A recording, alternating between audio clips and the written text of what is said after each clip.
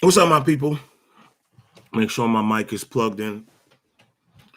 Welcome back to Rent Roller Sports.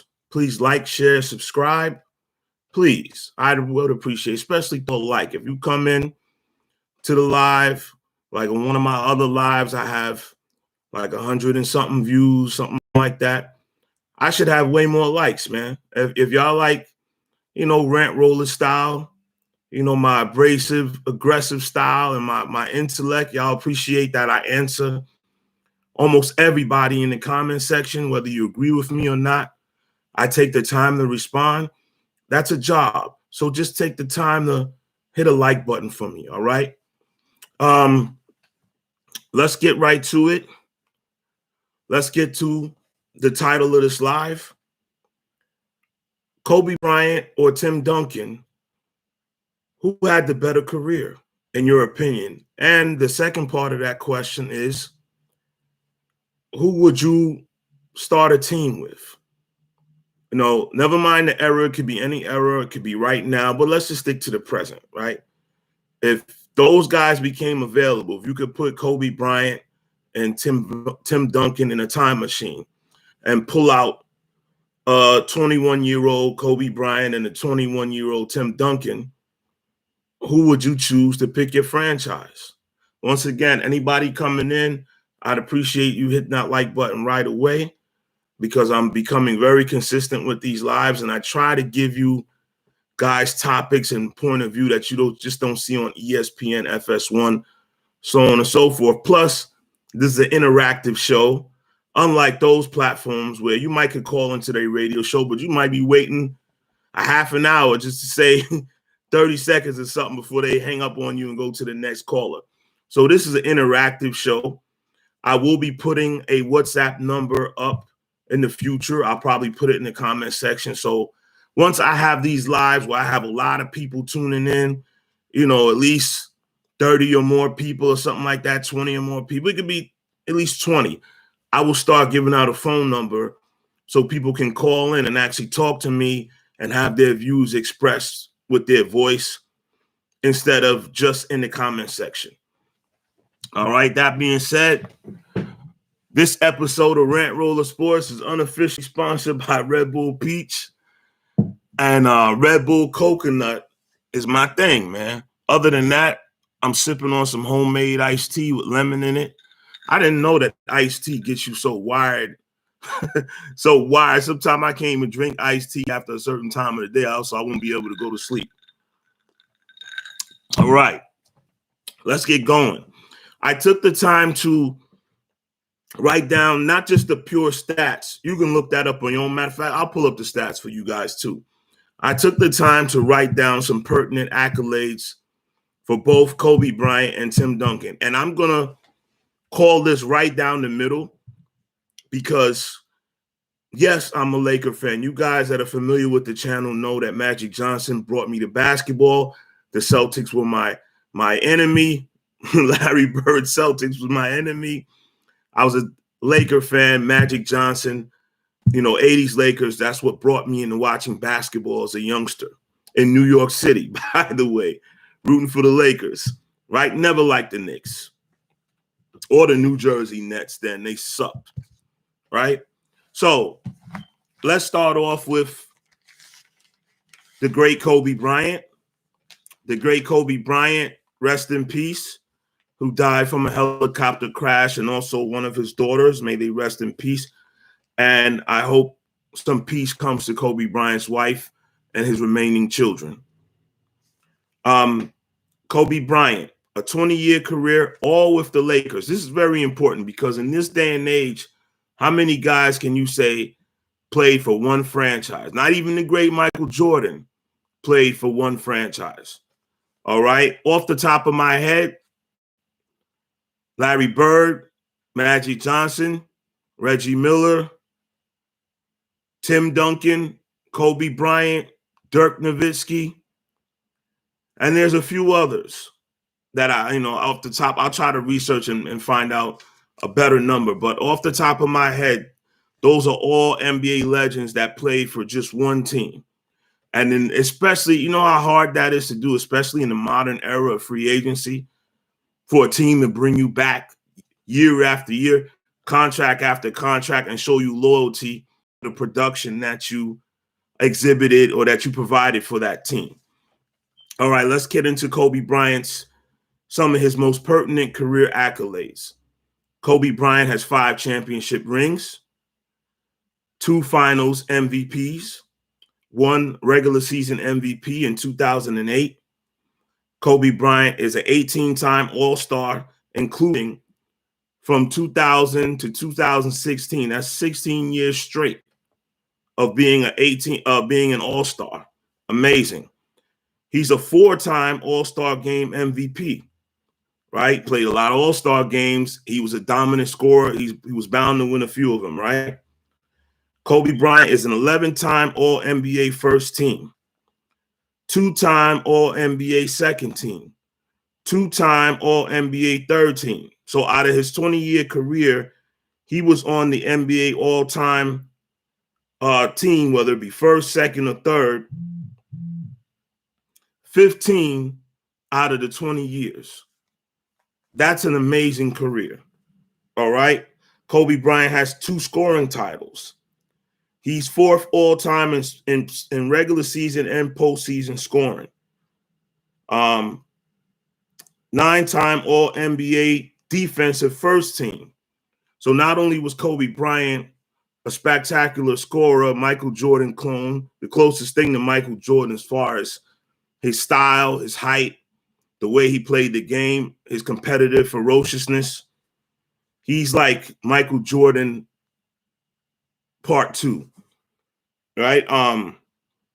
So 9-time NBA All Defensive First Team, 3-time All NBA Defensive Second Team, and just to throw in another tidbit, Kobe Bryant was a NBA slam dunk champion. That just adds to his mystique, not really his credibility as a player. And his high school jersey was retired in Lower Marion High School in Philadelphia. So that's Kobe Bryant's, some of his most pertinent accolades, right? Now let's go to Tim Duncan. Tim Duncan played a 19-year career, all with the Spurs. Once again, to me, that's very key to how great you are, that a team was willing to hold on to you for your entire career.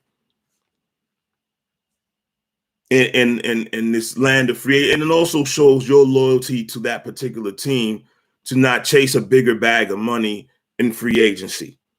Tim Duncan, 19-year career, all with the Spurs. 2-time regular season MVP, 3-time finals MVP, 15-time All-Star.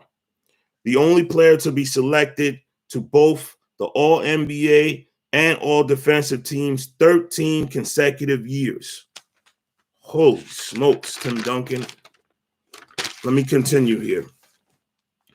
Tim Duncan, 1 NBA All-Star MVP, a 10-time All-NBA first team member, a 3-time All-NBA second team member, and a 2-time All-NBA third team member. So let's add that up. In Tim Duncan's illustrious 19-year career, 15 of those years were spent on All-NBA team.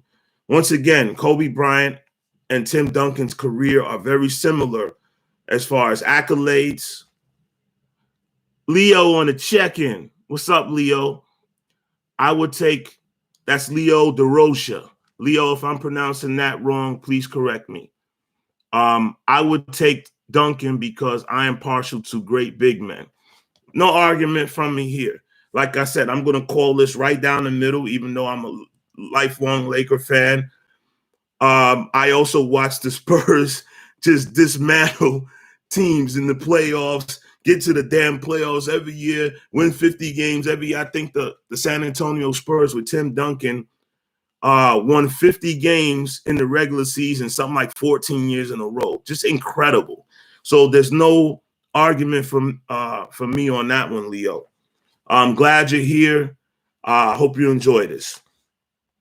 Okay, now we was reading off Tim Duncan's accolades, right? I finished off with him being a 10-time All-NBA first team member, 3-time All-NBA second team member, and 2-time All-NBA third team member. So he was part of the All-NBA teams 15 years out of his 19-year career. And don't forget, Tim Duncan played all 4 years of college at Wake Forest. Tim Duncan was a 8-time All-NBA defensive first team member, a 7-time All-NBA defensive second team member. So that equals up to, once again, 15, right? So 15 out of the 19 years Tim Duncan played, he was on an All-NBA defensive team. Tim Duncan was the Rookie of the Year in 1998. And I believe it was either that year or the second year that they actually won a championship. I believe he won a championship as a rookie, but you guys can correct me in the comment section. I'm not sure if it was his first or second year of him and David Robinson being together that they won. But I believe it was against the Knicks in the finals. Patrick Ewing was on his last legs, though. His knees were shot by that time. He probably had, if you go to a gas station store or a bodega, if you live in the city and you go in the freezer and get that big bag of ice, you might get a couple if you're having a barbecue or a party over to throw in the cooler. Well, toward the end of Patrick Ewing's career, he had about 4 of those bags of ice on his knees after every game. All NBA, all rookie first team. Of course, Tim Duncan would be on the All NBA first team because he was Rookie of the Year. The reason I'm going to bring up that he was National College Player of the Year at Wake Forest and his number was retired at Wake Forest is because Tim Duncan is one of the rare superstars of the modern era that played all 4 years of college basketball.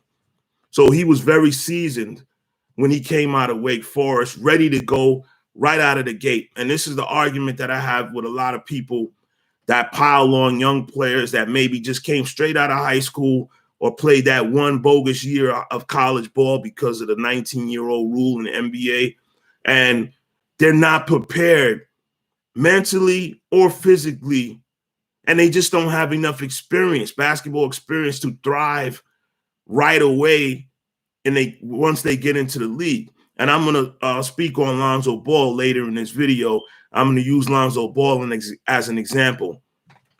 Joshua Gleam, nice to have you back here, brother. Tim Duncan is a better player.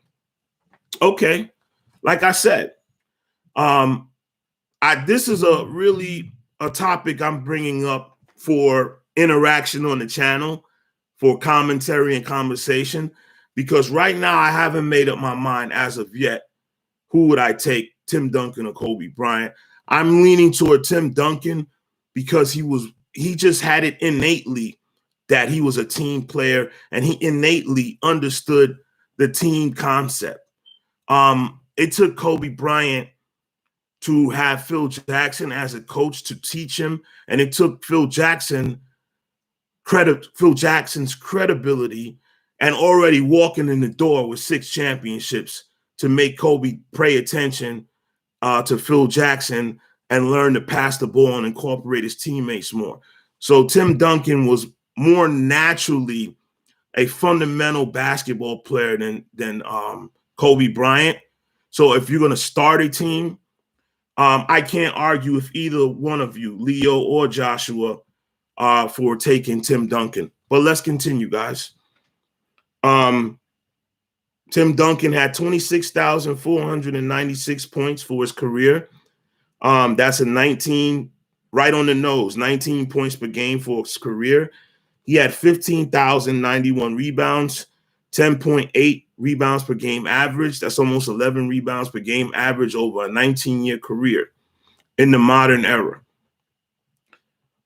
He also had, which is very pertinent for a big, a career 4,225 assists, leaving him at, and right dead on the nose, 3 assists per game average. So that's Tim Duncan's highlights, right? I read over, if you want to rewind the video, if you're coming in late, I started off reading Kobe Bryant's accolades, right? Now, you guys, this is where I want my people to go in the comment section. If you're watching this live now, don't be afraid to come into the comment section. Yes, I'm aggressive. Yes, I'm abrasive, but I'm not going to disrespect you unless you disrespect me. If you come in the comment section and you make a point and you disagree with me respectfully, no problem. I might go back and forth with you a little bit, but I'm not going to diss you.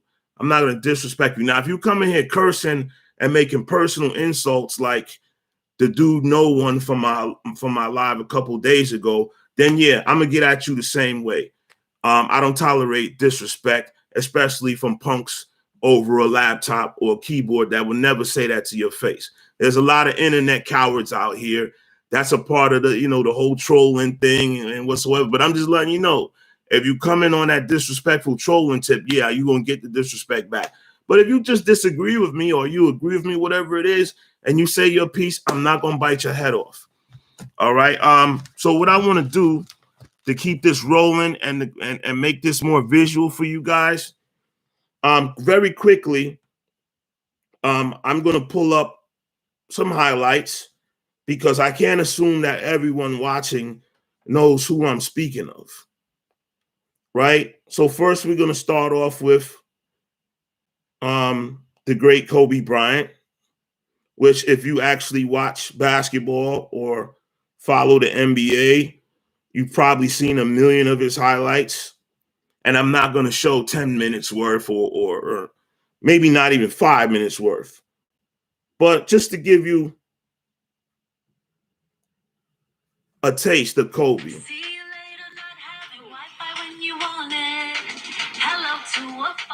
And then right after, I'll give you a taste of Tim Duncan visually.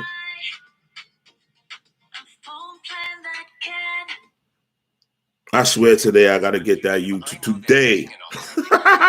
I got to get subscribed so we don't have to deal with these commercials, people. I'm going to do it for y'all. I'm very frugal.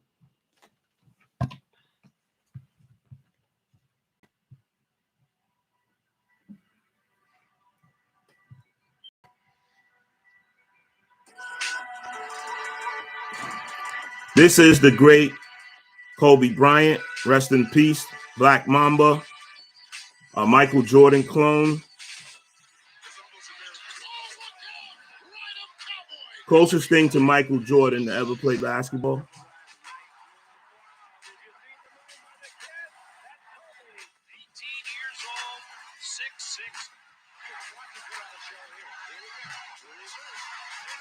One of the greatest competitors to ever play in any sport. Look at his style. Look at his rhythm. Check out the way he walks. He's cocky. He looks cocky. Dishing off for Kobe Bryant. Oh, what a dunk. 49 years old.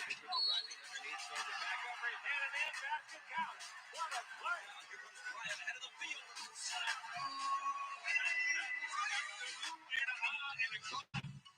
Kobe Bryant.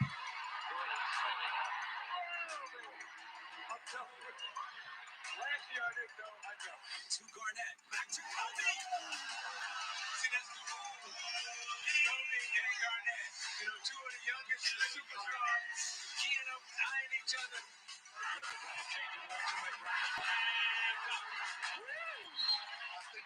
That was an underrated Nick Van Exel that was laughing on the sideline. Y'all remember Nick the Quick? Nick Van Exel?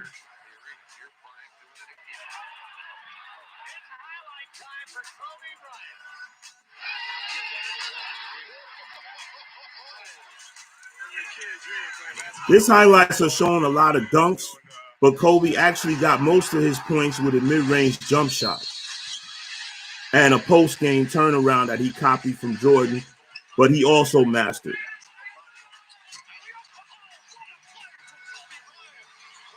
And then Kobe also expanded his range. Well, he always had three-point range, but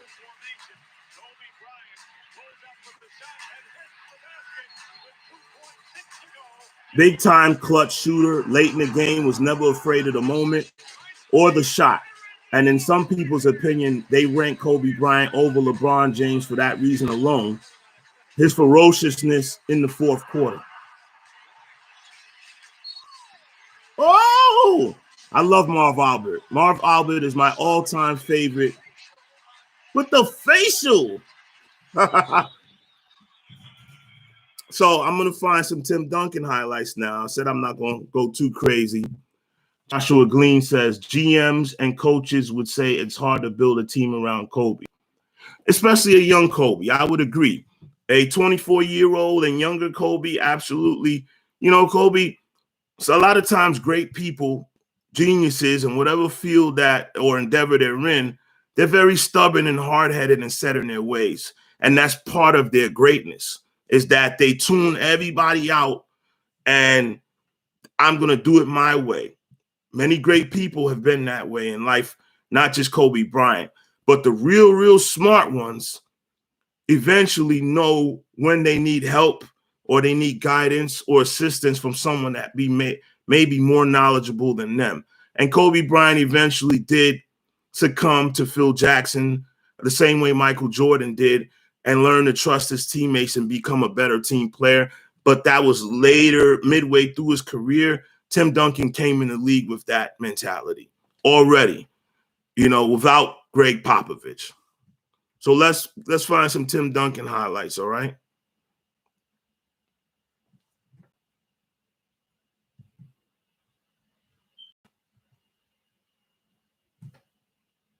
Now, Tim Duncan's highlights are not going to be as flashy as Kobe Bryant's, right?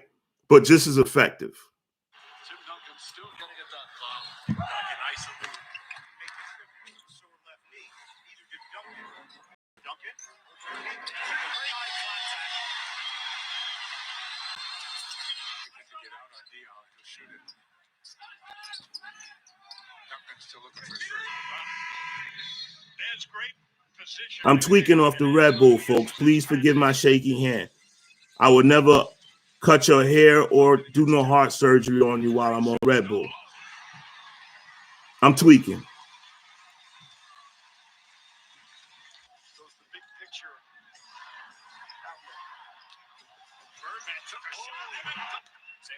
Tim Duncan was one of the most fundamentally sound players to ever play the game.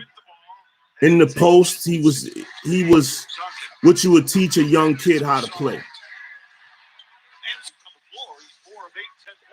Offensively and defensively, he dominated in the paint,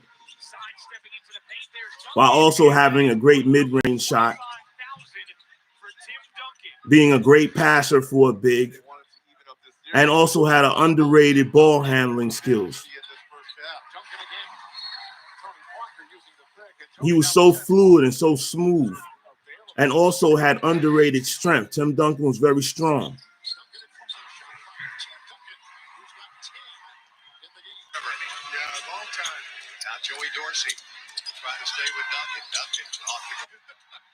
I'll get to you in a second, Joshua, with your last comment.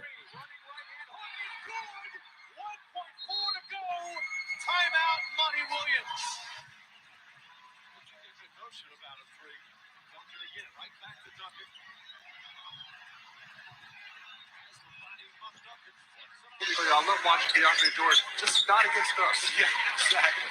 Tim Duncan in the playoffs, you know, there's been such a dramatic decline in the numbers. His minutes down as well. I just wanted to show you guys Tim Duncan.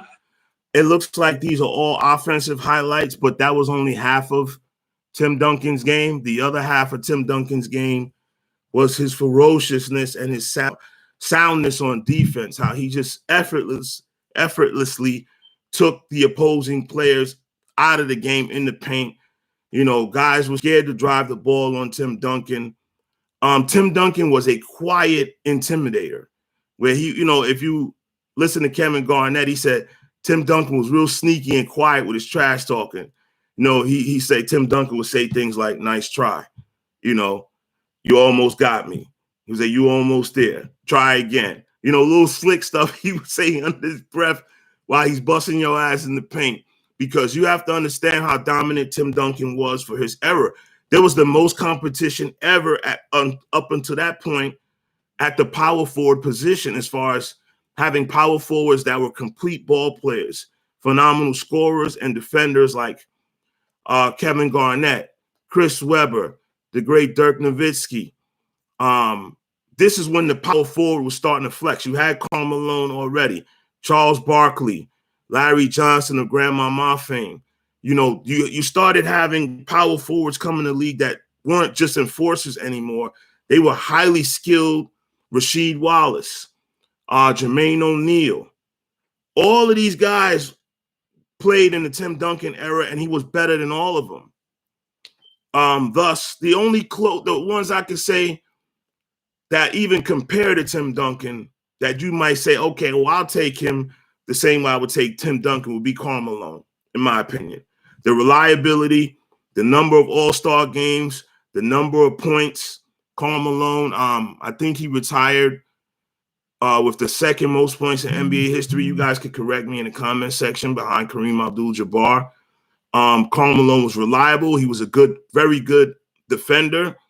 And his skill equated to winning. Him along with the great John Stockton, they were probably, not the greatest tandem, I can't say. They weren't better than Scottie Pippen and Michael Jordan, but they were one of the greatest tandems in NBA history. They also weren't greater than Kobe and Shaq, but they were right there in the West every year in contention, right? So I showed you guys highlights of both. Now let's get to what you're saying here, Joshua. Kobe is not better than LeBron all-time, stop the cap. Well, I never said that. What I actually said, if you listen to me, was that some people consider Kobe Bryant better than LeBron James because Kobe Bryant never shied away from the moment in the fourth quarter. He always wanted the ball. He always wanted to take the last shot. And also his competitive fire. A competitive fire that I'm not going to say LeBron James doesn't have competitive fire. That would be capping, like you say, right, Joshua? But when I mean, when we're splitting hairs amongst great, whenever we're speaking about NBA legends, right, and Hall of Famers, we're really splitting hairs. It's really the little things that start to separate them. Nothing major. Everybody at that level was competitive. Everybody who makes the Hall of Fame obviously is competitive. Anybody that you consider an all-time great player obviously is competitive. But even then, there's levels of it. Okay, Joshua, there's levels of competitiveness. For example, a guy like Joe Montana was competitive, obviously. Troy Aikman, I'm speaking about NFL quarterbacks. But then you have Tom Brady. Yes, Dan Marino was competitive. Yes, Jim Kelly, Brett Favre, all these guys. But then you have Tom Brady. His competitive fire is heads and above beyond anything I've ever seen on a football field as far as quarterbacks and longevity. To play this well, this long, and the fire that he exhibits, it's just undeniable. And Kobe Bryant was the same way. You don't necessarily see that same level of competitive fire in LeBron James, and that's been the one knock on him in his great, great career. Joshua Glean says, those delusional Kobe fans think that. Well, I'm not a delusional Kobe fan, and please, let's try to keep it respectful when it comes to Kobe Bryant because he's deceased and he died in such a tragic way that I don't want to put any disrespect toward Kobe Bryant. All right. Kobe Bryant wasn't perfect. Okay. Yes, you have diehard Kobe Bryant fans, and rightly so, because he was a winner. You can say what you want to say about him, but he's a winner. You know, he went to what? 7 finals in 10 years between him and Shaq, and then him and Pau Gasol, the second tier after Shaq left. He went to like 7 finals in 10 years. I mean, come on. And he won most of them. Okay, he won 5 out of 7 in like 10 in a 10-year period. So that's including beating that great Boston Celtics team. That's including knocking off Dwight Howard in his prime with that Orlando Magic team. A lot of people like to crap on Dwight Howard, but at the time in his prime, Dwight Howard was no joke. Was he the most skilled big man offensively? No, but he was a defensive player of the year. He was the NBA's top rebounder, and he was still good for about 20, 22 points a game. all right, shooting at the highest NBA percentage clip. He might have led the NBA in field goal percentage 3 or 4 times as well. So that team was actually beat LeBron James and knocked off the Cavaliers to get to the finals. And I was really disappointed that year. If you guys remember, Nike was running the puppet commercials, the puppet of Kobe and the puppet of LeBron, and everybody wanted to see that finals. That Cleveland Cavalier, LeBron James, and Kobe Bryant led Los Angeles Lakers finals. We didn't get to see it. That would have been a battle for the ages, but it never happened because of Dwight Howard. Joshua Green, I rank him 9th all time. Are you speaking about Kobe Bryant? Okay, that's fair, because when I do my all-time list, and I'm going to do a video with my all-time 15, because the NBA roster only has anywhere between 12 and 15 guys on it at a time. So I'm going to unveil my top 15, basically 3 starting lineups. And I have Kobe Bryant in that second starting lineup. So he would be somewhere between 5 and 10. So I'm going to agree with you there, Joshua, if you're speaking about Kobe Bryant, because I have to do it by position. And just to let y'all know right off the bat, the first team would be Magic Johnson, Michael Jordan, Larry Bird, Tim Duncan, and Kareem Abdul-Jabbar. That's my top 5.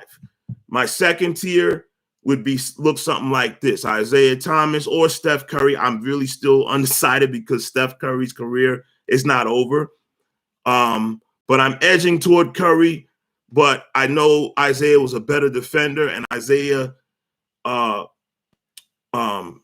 downgraded his offense to incorporate everybody in Detroit to make it more of a team game for them and get them involved. So Isaiah Thomas could have kept on scoring 27, 28 points a game if he wanted to, but he sacrificed his offensive game for the team. So I'm still split between Curry and Isaiah Thomas on my second team for the point guard. Then I have Kobe Bryant on the second team at the shooting guard. I have LeBron James as my small forward on the second team. And then I have Karl Malone as my power forward. We're just keeping it by position, right? Karl Malone. And then at center on my second team, I have Shaquille O'Neal, right? So that's like my top 10 right there.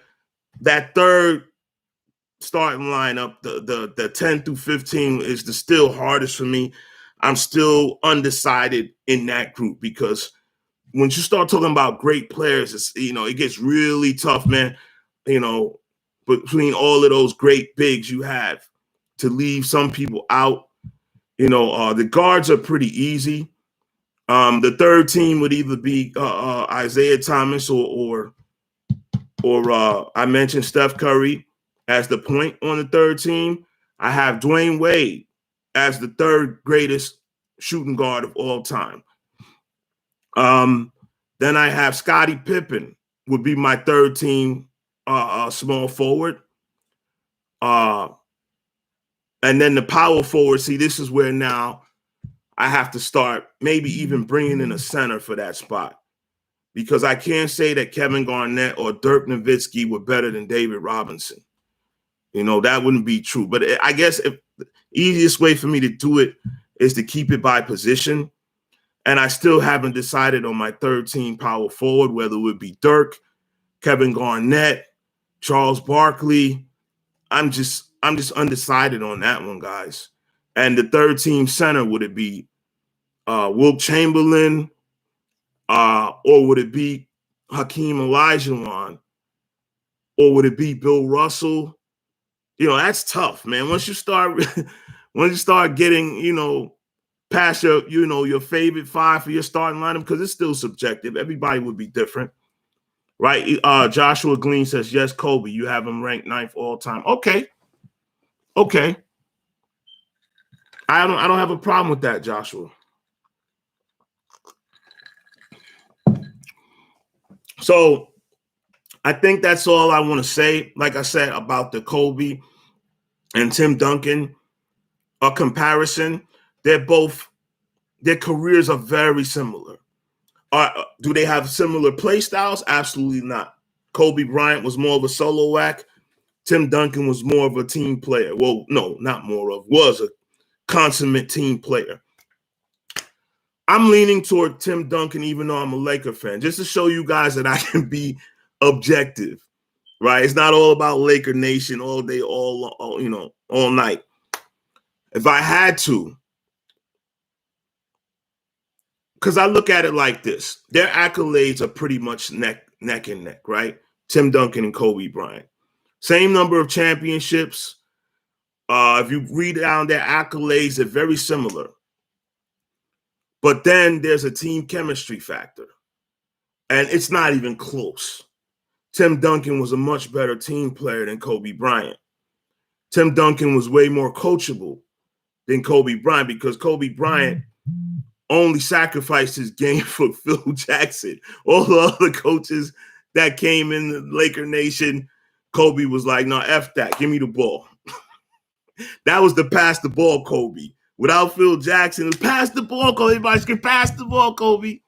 So I'm leaning toward Tim Duncan, right? So if you guys pick Tim Duncan, even though I'm a Laker fan, I'm not going to disagree with you.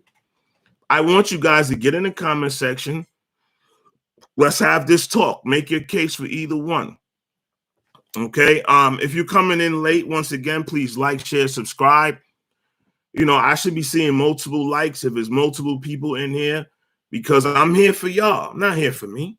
And I enjoy doing this. And this is a job. Research, answering all the comments. You know what I'm saying? Learning the YouTube rules and regulations because they done got real strict now, man. This is really a job. And I would appreciate if you guys could just help me along with some likes, some subs, and keep me motivated to doing this. Keep me inspired. I'm inspired to do it anyway. I really enjoy doing this. So it's not really a job that way, but it's a job per se as far as time being spent into this. Right? So you guys let me know. Rewind the video. I spoke about the accolades already of both players. And I want to kind of get on to the next topic I have there. Where are we at here? Okay. The next topic I have, while we're speaking about Tim Duncan, I want to speak about the Tony Parker snub from the 75th anniversary NBA team. I was not a Spurs fan, obviously, right? But I wasn't even a Spurs supporter because to me they had a boring play style, right? And that's one of the reasons why Tim Duncan is not really elevated and talked about when they start talking about the greatest players of all time. They really should be including Tim Duncan in that conversation, but they don't because Tim wasn't flashy. The Spurs, especially the early years, Popovich loosened up and changed with the times, and the Spurs became more of a scoring team as time went on. But early on, they were very much a throw the ball into the post, fundamental, slow the game down, play defense type of team. And if you guys remember that finals between them and the great Jason Kidd and the New Jersey Nets, that was hard to watch. That finals was hard to watch. As excellent as Tim Duncan was because he dominated Kenyon Martin. I don't know how Denver gave Kenyon Martin that big contract after Tim Duncan basically washed the floor with him and dominated that series. And this was a time when, let's keep it real, there weren't a lot of great shooters in the league. The field goal percentage was down. The scoring was down. The skill level was down. Some of the great players in the NBA were either aging out or retiring at that point. And the league was hard to watch for a few years. The league was in transition. And this is when the Spurs started to take a stranglehold out west. And when the league was I'm just going to flat out say, it was a little boring. It was a little tough to watch. Only the diehards was really appreciating the NBA during that time because there was brick after brick after brick after brick thrown up. And those of you who enjoyed that era of basketball can't stand the basketball of today because the skill level is so much higher. You just have to admit the skill level today, as far as scoring the basketball, is so much higher than it was in the late 90s, early 2000s. It just is. And if you love that basketball from the late 90s and early 2000s, you got to remember, as great as that Bulls team was, right? As great as that Bulls team was,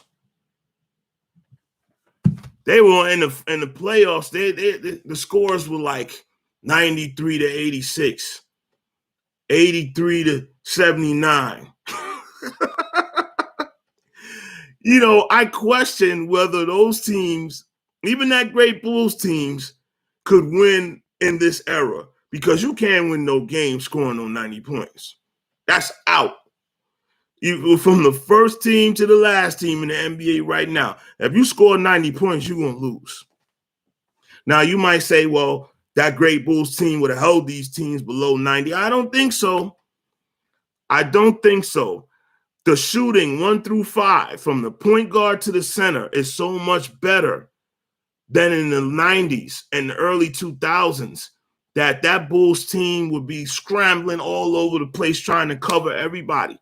Classic example of this is Nikola Jokic, Joel Embiid, Brook Lopez. There are a plethora of big men that can step out and shoot that three, that can stroke that three, and you have to honor that and go out there and guard that. And I believe that Bulls teams would struggle against, say, like the Golden State Warrior dynasty. If you put that Chicago Bulls dynasty, especially the second one, that second three-peat, where the league wasn't that great as far as skill, and you put it up against that Golden State Warrior team, shit, I don't like to bet against Michael Jordan, right? But the Bulls would not win a 7-game series. The 98 Bulls would not win a 7-game series against that Golden State Warrior dynasty, especially once Kevin Durant jumped ship from OKC to Golden State. Nobody from that era in the late 90s and early 2000s, no team would have been able to beat that Warrior team, simply based off pure skill alone, and that Warrior team actually defended. Right? So back to the Tony Parker snub. I watched many Spurs games, many stinkers, but Tony Parker was the truth, man. Listen, Tony Parker was a dangerous dude. I know I spent many games rooting against the Spurs. And this guy, he started becoming a thorn in my side. This guy, he didn't make a lot of all-star teams. He was never considered the best point guard when he played. It was either Chris Paul, this one, that one, that one. Tony Parker was never considered the best point guard. But all he did was win the most out of all the point guards. Out of all the great point guards in the 2000s, I say 2000, from 2000 to 2015, all the all-star point guards and all NBA point guards and all that came through the pipe, right? None of them were winning more than Tony Parker. Like I mentioned before, the Spurs went on a 14-year run where they won 50 games or more every year during those 14 years. And Tony Parker was the point guard for the majority of those years. All he did was win and beat other point guards. It didn't matter who came. Dame Dollar, Chris Paul. It took Steph Curry really to take over the mantle of winning as a point guard from Tony Parker. Okay, Tony Parker, even midway early in his career, he was just a driver and a mid-range shooter. But prior to Kyrie Irving, Tony Parker was the greatest finisher for a guard I'd ever seen driving the basketball. And like Kyrie Irving, he didn't rely on vertical because he wasn't a high flyer. But he could get his shot up over anybody, whether they were 6 foot or 7'5". He had great touch around the rim. Right? He had a great floater. He had great ball handling. And then as he advanced in his career, he became a knockdown three-point shooter. But Tony Parker was really a scoring point guard. He was 6'2", but he was really a scorer first that Popovich molded into a fundamental point guard. But once again, Popovich's offense is much like Golden State because Steve Kerr learned from up under Popovich and Phil Jackson, but he really learned a lot from Pop as far as offensively. And in the Spurs system, Tony Parker didn't dominate the ball. He had to move the ball. He had to move without the ball, cut, move around, spot up. And Curry does the same thing in Steve Kerr's Golden State Warrior offense. He gives the ball up a lot of times early in the shot clock, moves around, So when you play in that style of offense and you play that way as a point guard, your assist numbers are not going to be as high as other ball-dominant point guards. So this is why you see Tony Parker's numbers take a hit for two reasons. His assist number took a hit because of the style of the Spurs offense, as well as Manu Ginobili having point guard skills and bringing the ball up, initiating offense, as well as the Spurs running their offense through Tim Duncan, who was one of the greatest post passers to ever play the game. So I feel like those are several factors, plus Tony Parker being a foreign-born player coming from France. Yes, he's quote-unquote black, and I don't like to use that word. You guys know me. No, I don't like that. I think that's American racism at its finest, to just call somebody black, because when you speak of so quote-unquote Caucasian people, you say this guy's Polish, this guy's Italian, this guy's Greek, this guy's German. When it comes to us, oh, it's this black guy. You know what I'm saying? Or this black player from France. When they talk about Tony Parker, no, Tony Parker is French, period. Okay, he's a foreign-born player, much like Giannis Antetokounmpo, who is kind of like not getting the American love to me for the same reason that he's from Greece. He's not American-born, and he's just not getting the love that he should, Giannis Antetokounmpo, because he's proven that he's the best young player in the game, period. Kevin Durant is over 30. I don't consider him a spring chicken anymore. We already know LeBron James about 37. When you start talking about guys under 30 years old, nobody's better than Giannis Antetokounmpo, right? But he doesn't get the love, in my opinion, because of his immigration status. And it's the same thing with Tony Parker. He gets overlooked, right? Because, for one, when you think about the Spurs, you think Tim Duncan, you think David Robinson, and then you think Ginobili and Parker. But Parker was dominant in his own right. During the second tier of his career, as Tim Duncan started to age, yes, Tim Duncan was still playing hellacious defense, rebounding the ball, but he started to slow down a little offensively because of injuries accumulating. All them long, deep playoff runs started catching up with Timmy, and Tony Parker took over the reins as the team's main scorer. And for about a 3 or 4 year stretch, he was lighting the league up, scoring the ball. So I don't understand the snub. I'm not going to go back to the 75th team. I did 2 lives on that already. I'm not going to revisit that again. I just wanted to mention the snub of Tony Parker. So now let's continue. Let's speak about another snub of the 75th team, and that's Pau Gasol. Now, am I partial to Pau Gasol because he won 2 championships with my Lakers?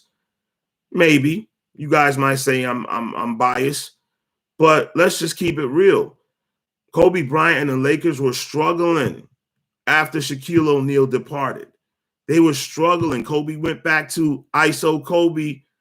That was, during the years where he had that, I believe, 35 or 37 point per game season, the year that he scored 81, right? That was after Shaq left, and Kobe was just going buck wild. Phil Jackson left as well, not just Shaq. Phil Jackson left and then came back. And when he came back, he realized very quickly that he needed somebody else, another startup to balance Kobe out. And they made the trade. They had Marc Gasol at the time, a young pudgy. He was like kind of heavy set. Marc Gasol.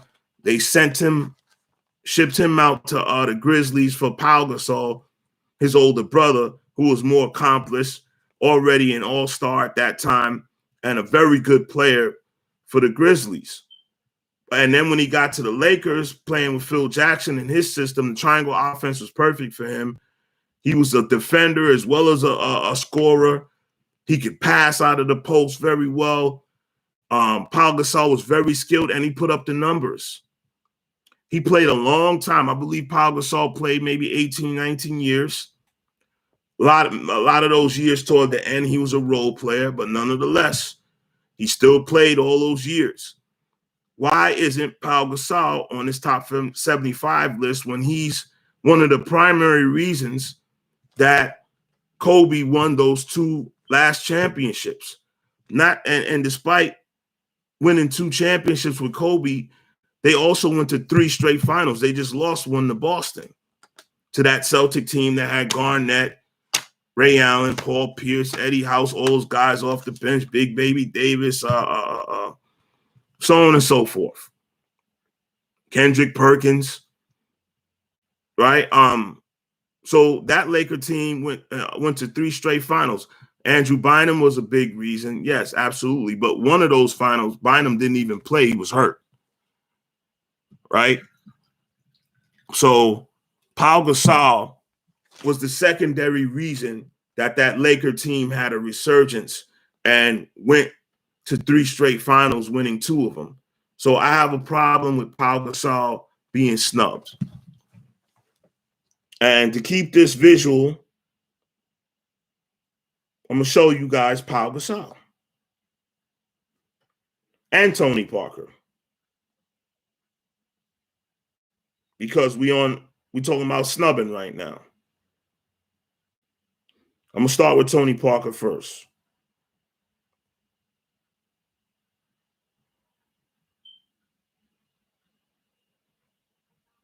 Peace out, leaving home just to change my phone plan.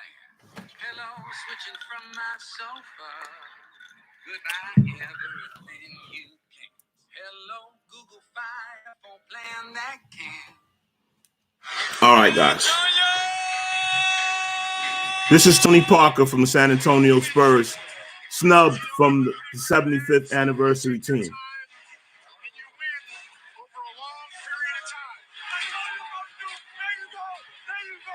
All he did was win. Tony Parker of Racing Club Paris, France. No pass about Duncan, no problem. He was married to a desperate housewife. I forgot her name. He tolerated Popovich.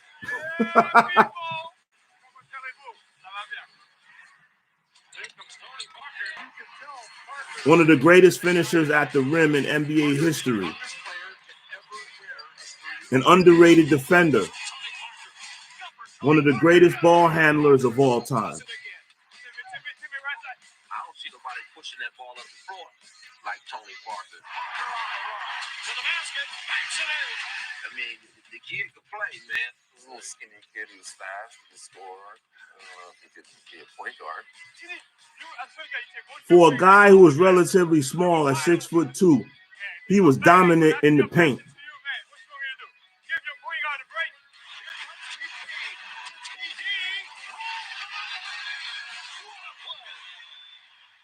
Damn, look how big Tim Duncan's hand was. It covered his whole damn head. Who's in charge? Okay. You're in charge. Nice pass, Tony Parker. Good job, Tony. Rest of your life, everyone. Follow through. Good body ready. You got as much talent as Tony Parker and myself. We still have to do all this stuff. Yeah. Right here. Tony Parker. Tony Parker. Tell us about the teardrop real quickly. All right, guys. You know I can't rip off somebody's whole video. That was a little bit of Tony Parker. Now let's go to Pau Gasol.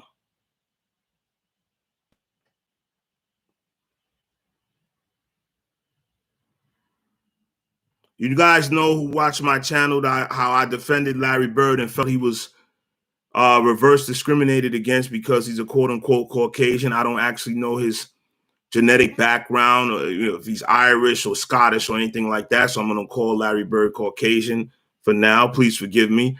You guys might fill me in the comment section. Let's go to Pau Gasol.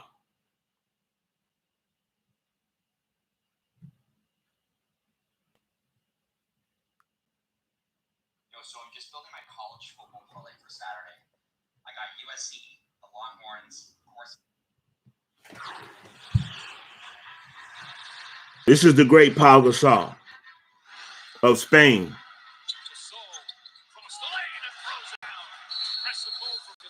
The Lakers didn't go nowhere until the trade for Pau Gasol.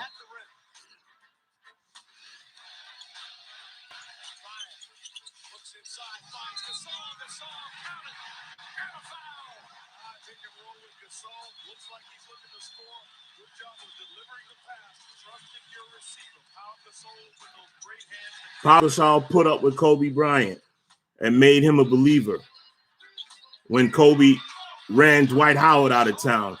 But he loved Pau Gasol. Pau Gasol was about 7 foot with long arms, had great range, great ball handling for a big man, was very long, highly skilled. People talk about Dirk Nowitzki, but Pau Gasol was right there. Look at that pass.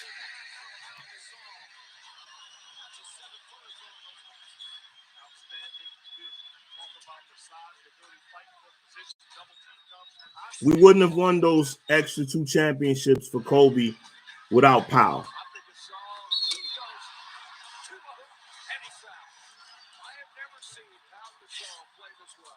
The Lakers should retire his number if they haven't already.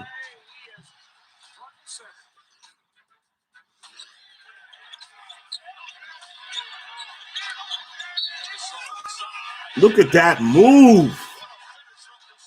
Are you guys kidding me? You mean to tell me some of these guys on this list, are they better than Pau? No. Woo! Did you see that?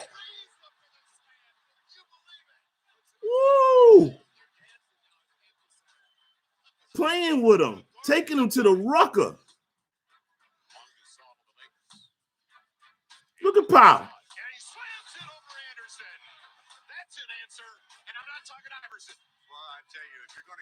A baller is a baller, folks. I don't care if you're black, white, blue, green. A baller is a baller. And Pau Gasol was a baller. Just because he was from Spain, just because he was so-called Caucasian, he had game. It's about attacking the offensive board. So Pau Gasol puts himself in position to get the easy putback. Big time play by Pau Gasol. All right, guys.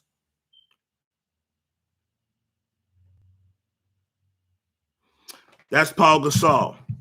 Let's move on. As long as this Red Bull got this battery in my back, y'all know when I'm on the Red Bull, I start to talk forever, right? I hope you guys enjoy it. You can come back to the stream and watch it in bits and pieces if you got ADHD. or you got stuff to do. You got to mow the lawn. You got to rake them leaves up. It's that time of year, especially if you're in the Northeast. Rake them leaves up, bag them up. You got yard work to do, laundry, whatever. I understand. Come on back after the live is over and watch it and put a like on it. I'd appreciate it.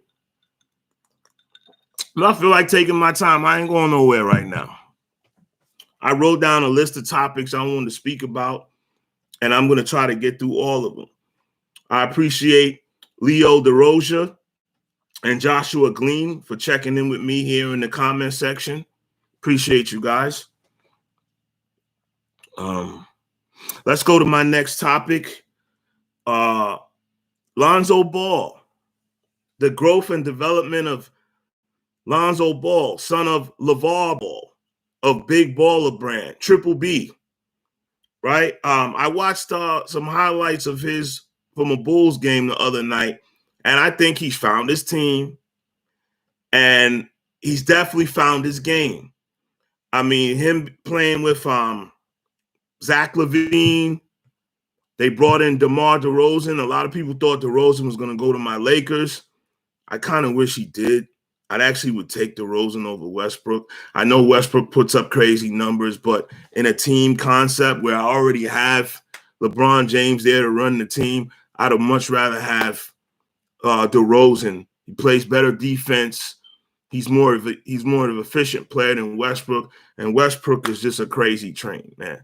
You know, I'm really concerned about my Lakers this year. I really don't have expectations of them even getting to the finals, you know, unless through, you know, by the injury gods hit some other teams and the Lakers are completely healthy and they kind of figure out some chemistry. But that's wishful thinking, to be honest. You know, for those of you who don't know Lonzo Ball, let me see if I can find his Bulls highlights here.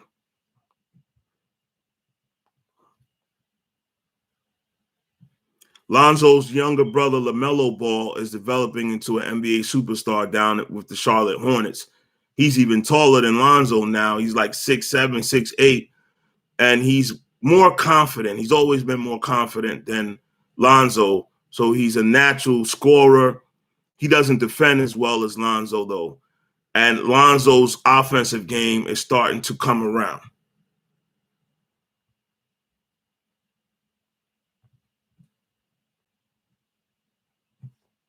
There we go. Lonzo Ball Bulls highlights.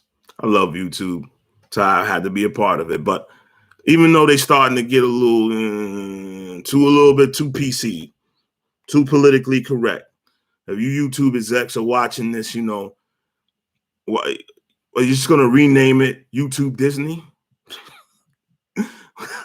What the hell's going on? You can't really voice your opinion on YouTube anymore because they're worried about bullying and who you're going to offend, this group and that group and this group and that group. Whatever.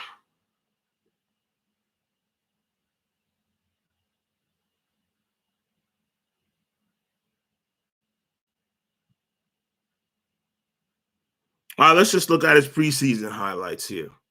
I know it's preseason, but I want to show y'all the development of his game.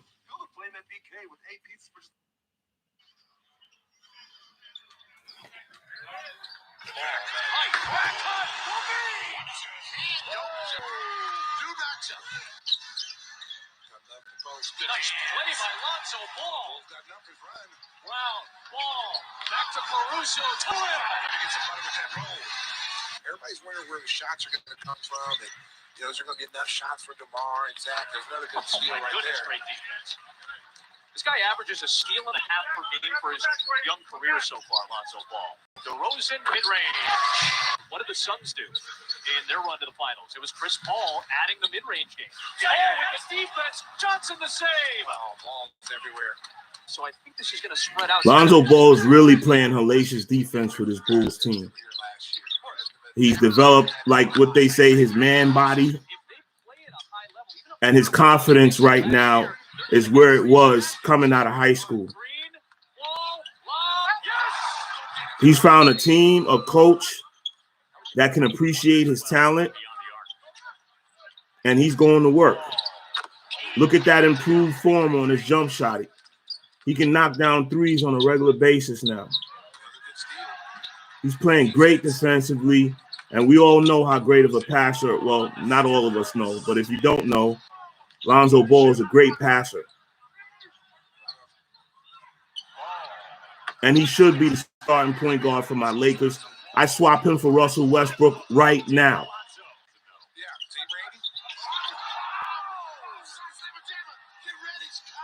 I know LeBron delivered us a championship with Anthony Davis, but long term, I would have preferred if they could have kept Lonzo Ball. But being that he's out of the shadow of playing in his home state of LA, you know, Los Angeles, California, I think Lonzo Ball is really going to thrive on this Bulls team. That Bulls team might win 50 games this year if everybody stays healthy and they keep developing as a young squad. They also have the ex-Laker Caruso, who's pretty good.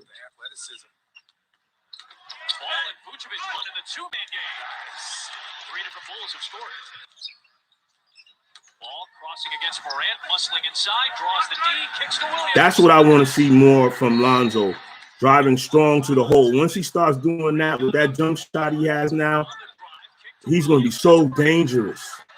He's a much better player at the point guard position as far as decision making than Russell Westbrook.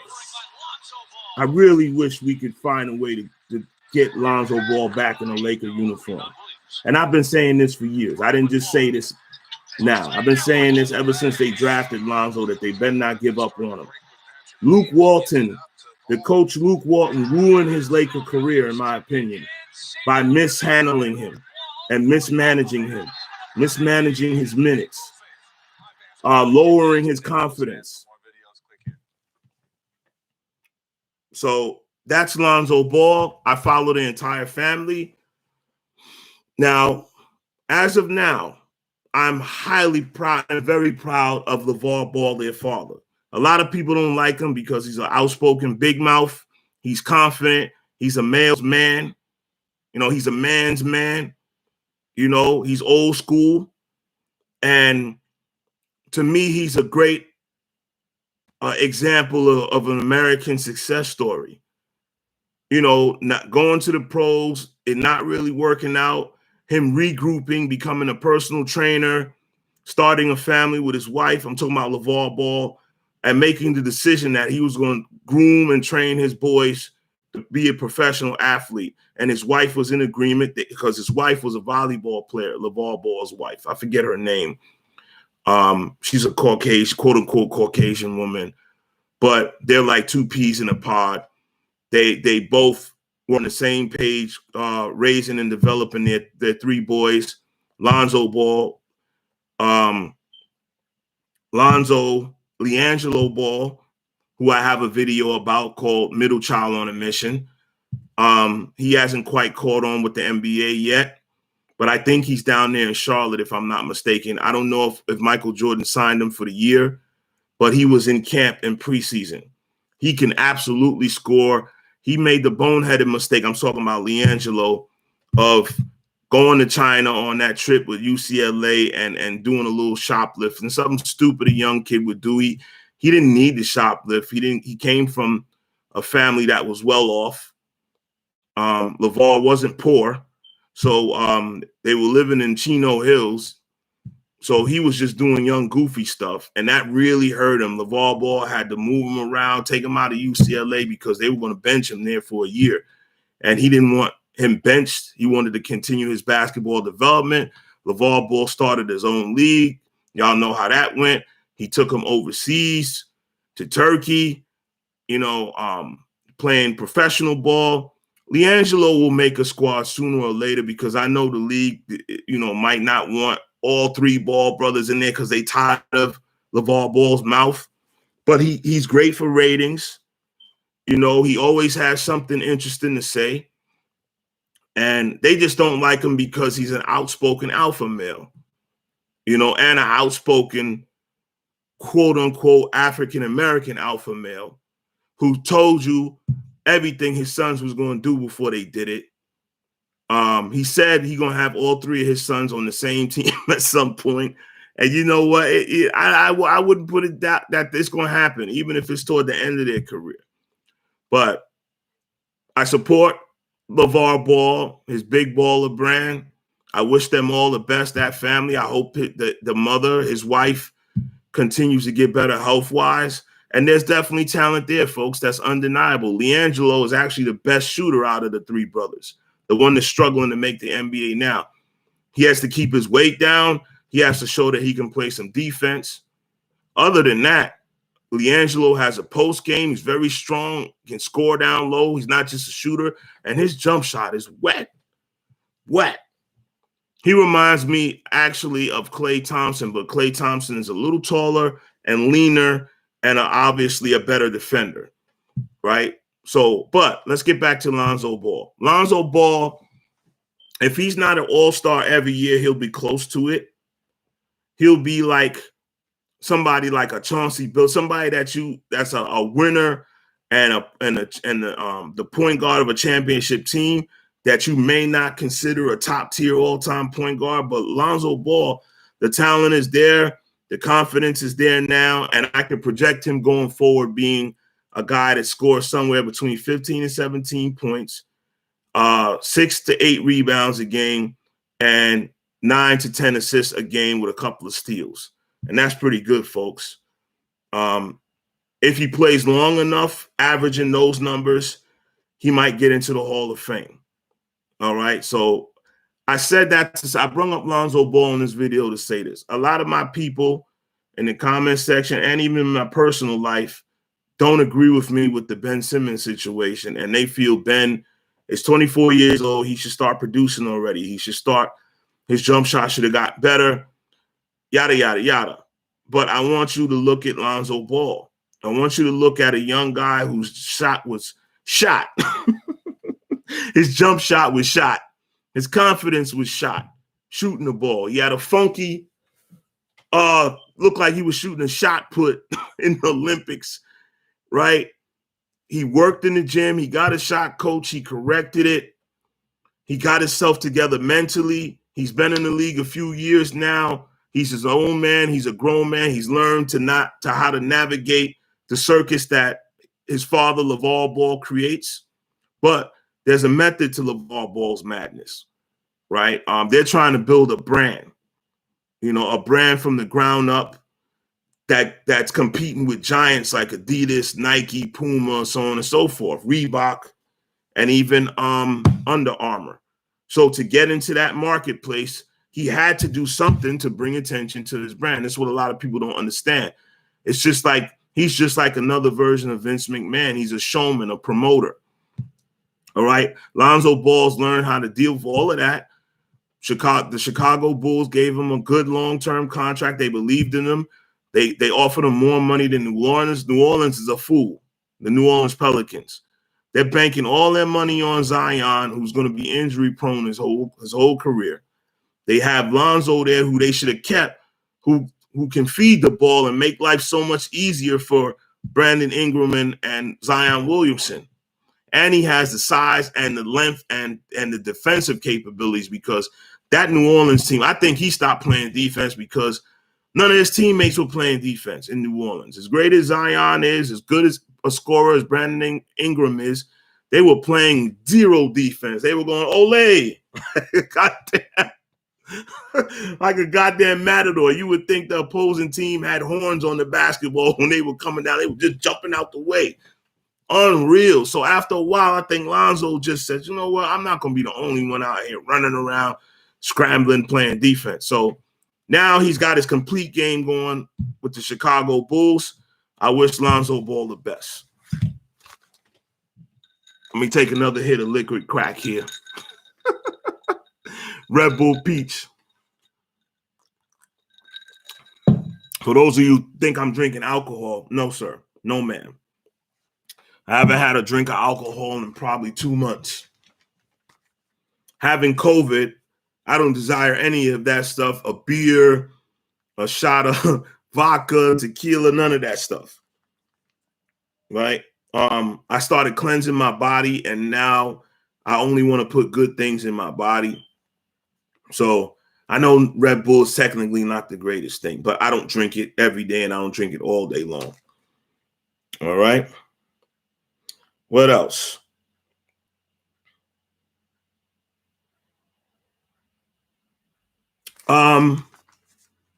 Stephen A. Smith. I try not. There's a lot of YouTubers that have problems with Stephen A. Smith.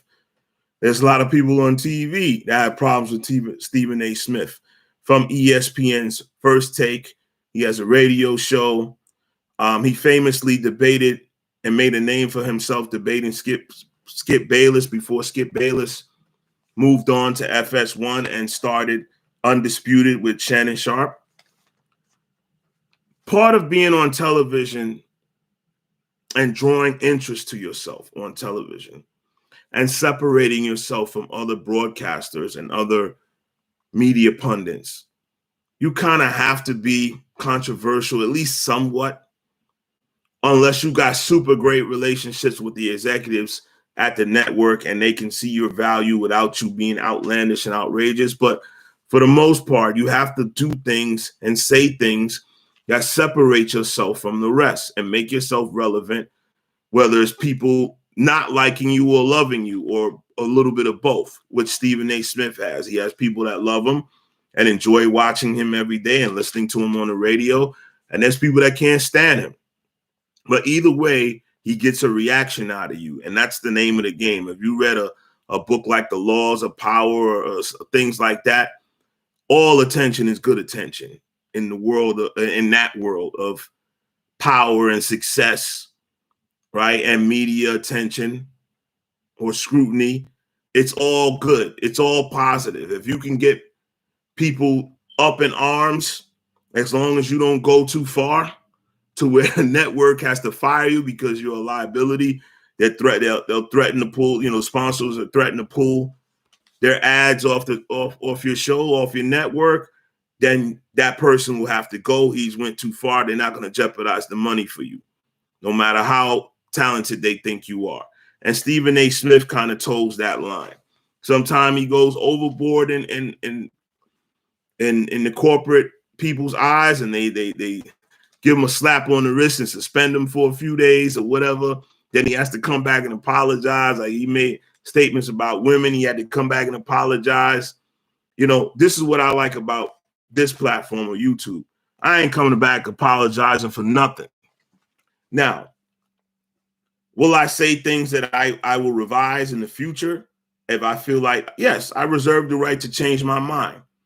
I can be educated, or someone can speak some wise words to me and I can change my opinion on a particular subject once I became enlightened on it, or I got some more information on it.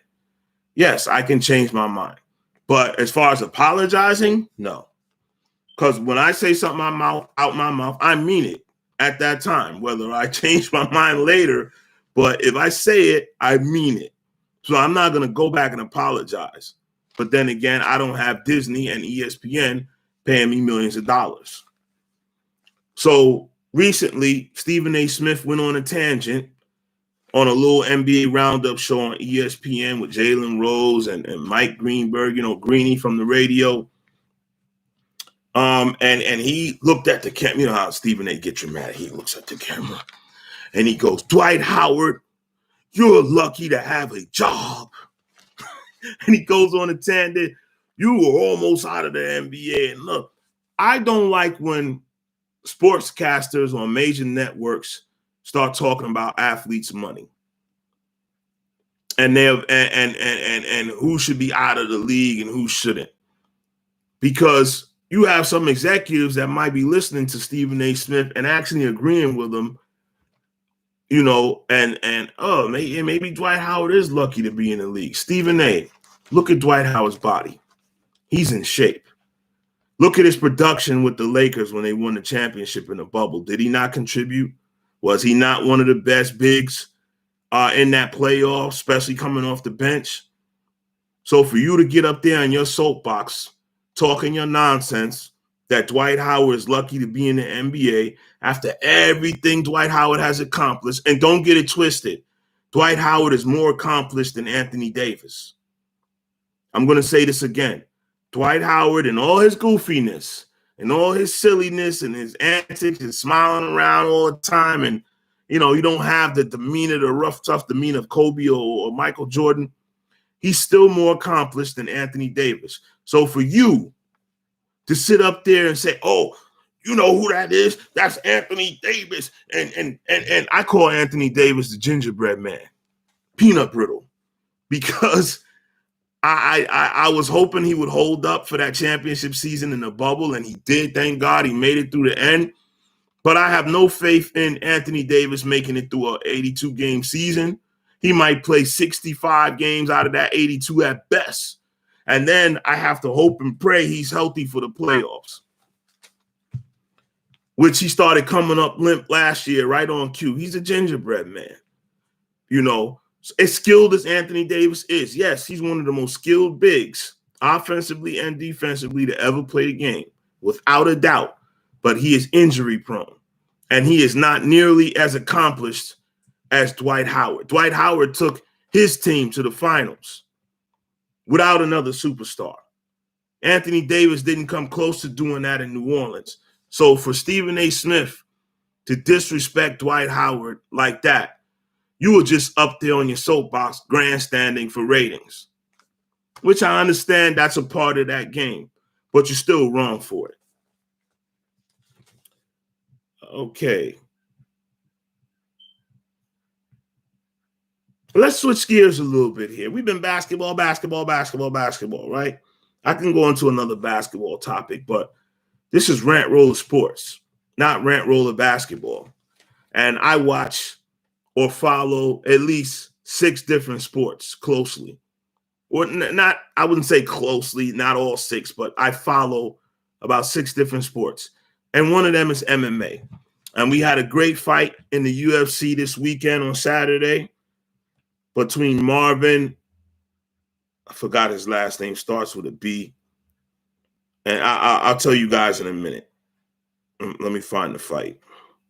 Let me find some highlights for you.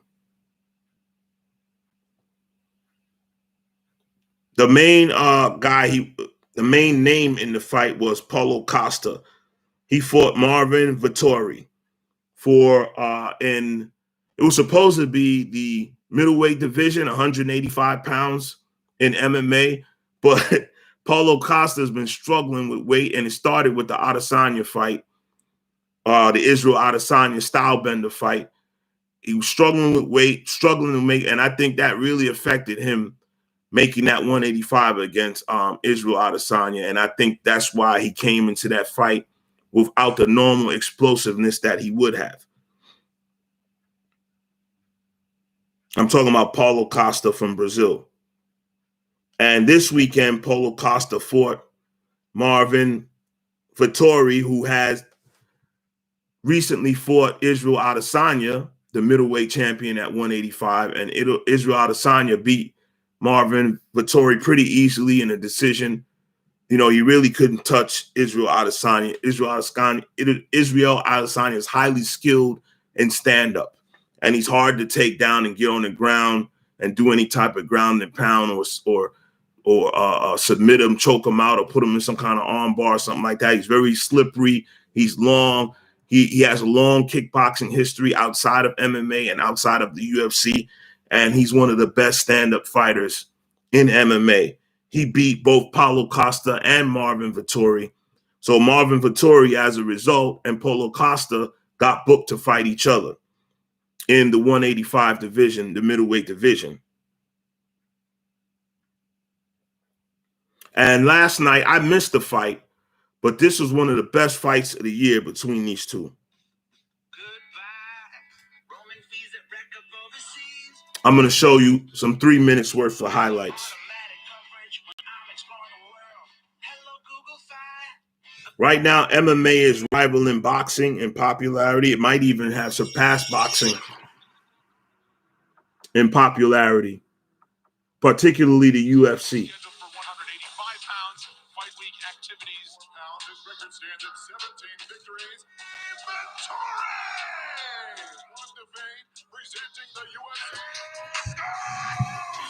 I don't know why the camera always looks like this, folks. I thought I bought a good camera for my laptop, but I have to get a better one.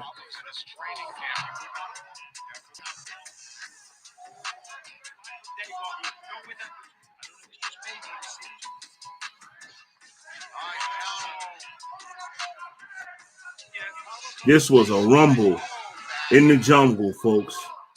All they did was trade blows the whole fight. Kicks and punches in bunches.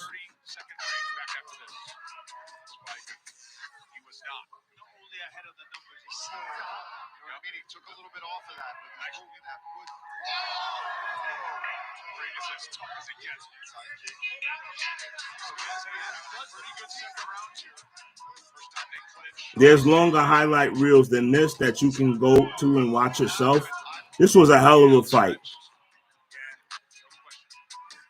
Two guys just going at it in stand-up.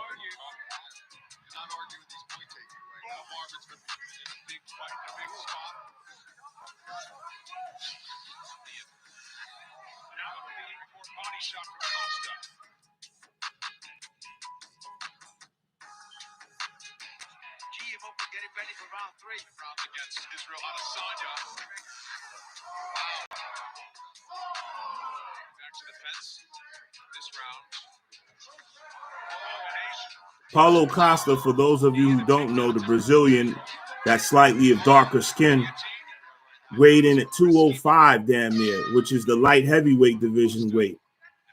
So, of course, he probably took a heavy fine for this fight. I give props to Marvin Vettori for still fighting Costa when he was outweighed by Costa during weigh-in by probably like almost 20 pounds. But as you can see here, both Marvin Vettori probably rehydrated after the weigh-in, and he doesn't look that much smaller than Costa here. But you can see how big Costa is.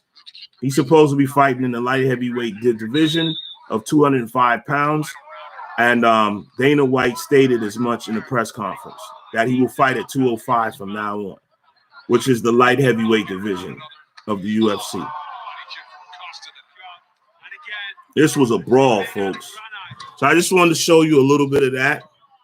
That was a great fight this weekend for those of you MMA fans out there.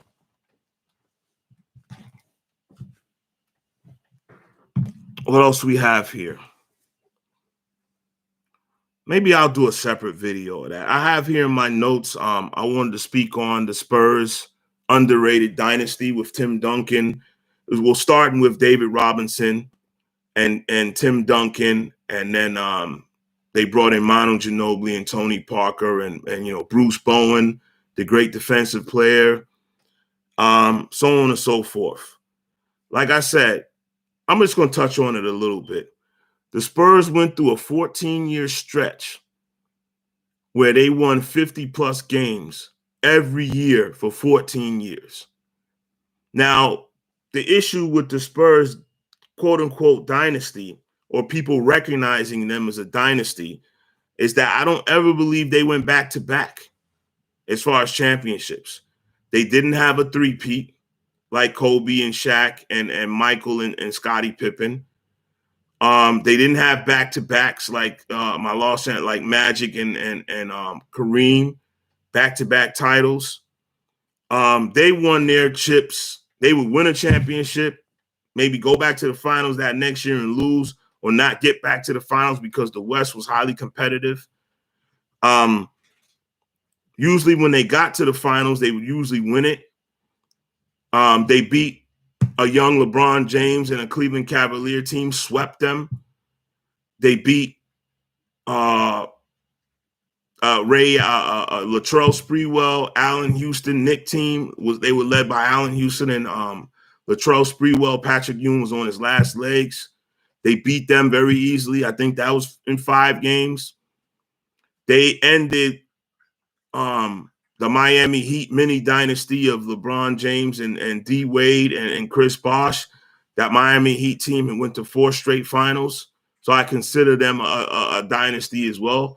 They only won 2. Well, I can't say they only. They won 2 out of 4. But the Spurs is one of the reasons why they didn't win a 3rd championship. All right. They did beat the Spurs in the finals, the year prior. And then the Spurs came right back to the finals again and beat them. And then the next year after that, the Spurs lost. Wouldn't get to the finals. This is how the Spurs team went. So this is why a lot of people don't really speak about the Spurs in terms of a dynasty, but they had a dominant run of 14 years. Greg Popovich was considered the 2nd best coach in the NBA behind Phil Jackson, and I wouldn't disagree with that either. So spoke on that. I probably might do a whole separate video and provide more visuals for you guys for that San Antonio Spurs underrated team, because a lot of times they were born to watch. They had 2 foreign stars, and Ginobili and Parker were not U.S. born. Matter of fact, not even Tim Duncan was from the Virgin Islands. So I think America really didn't gravitate toward the Spurs like they could have if they played overseas or something like that, and they exhibited that type of dominance year to year to year to year. They would be much more famous in Europe than they are here. What else? Oh, if I could find this short about this MMA fighter talking about the pay. And lately, a couple of MMA fighters have been grumbling, particularly in the UFC, about the lack of money that they're getting for these fights.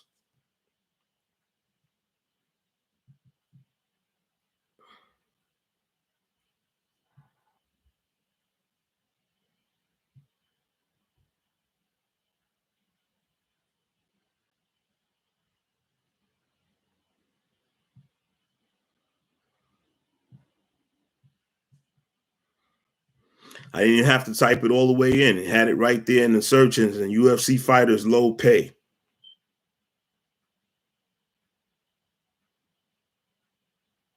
Yeah, here was the clip I watched. Sean O'Malley, who's an up-and-coming UFC star. He's got crazy colored hair, but he's highly skilled.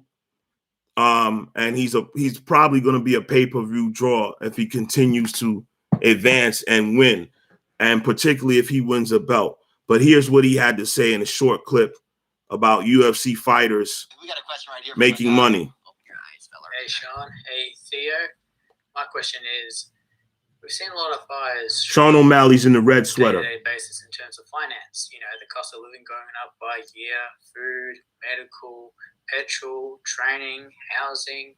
My question to you is, should there be a fighters union to help with the financial side of it? You know, help your low-tier fighters. We've seen a few weeks ago Brandon Royal saying he has to work a second job, and he's in the UFC. Should a UFC fighter be having a second job? My question is, what the fuck size is that bed? And how does he really sleep on it? It is a small That's like bed, a huh? toy. Is it a toy? Yeah, look how there's only 8 little bars going across. It looks like the pen, baby. Yeah. That is a very lean bed. This could be the oldest baby I've ever seen. Yeah. Fighters pay. It's weird when you look at other sports making how much money compared to professional fighters. I mean, I don't obviously know how much UFC's making, how much Dana making, and I obviously know how much we're making, and it's not that much compared to other athletes. But like guys like Brandon Royal just won his fight. You know, that's at least $20,000, and he has to go work a second job. It's like that's his choice. He can quit. $20,000 will last you a couple months. Get really good. Get another fight. Book another fight. Perform. Make another win. And you don't have to work unless you know, maybe as kids and shit I don't know about, but it depends how bad you want it. Right. At the end of the day, I don't even like talking about the money. When I did talk about it and bring it up because I wanted the UFC to know I need to renegotiate. That's right. Like I'm gonna bring it up unless we get to.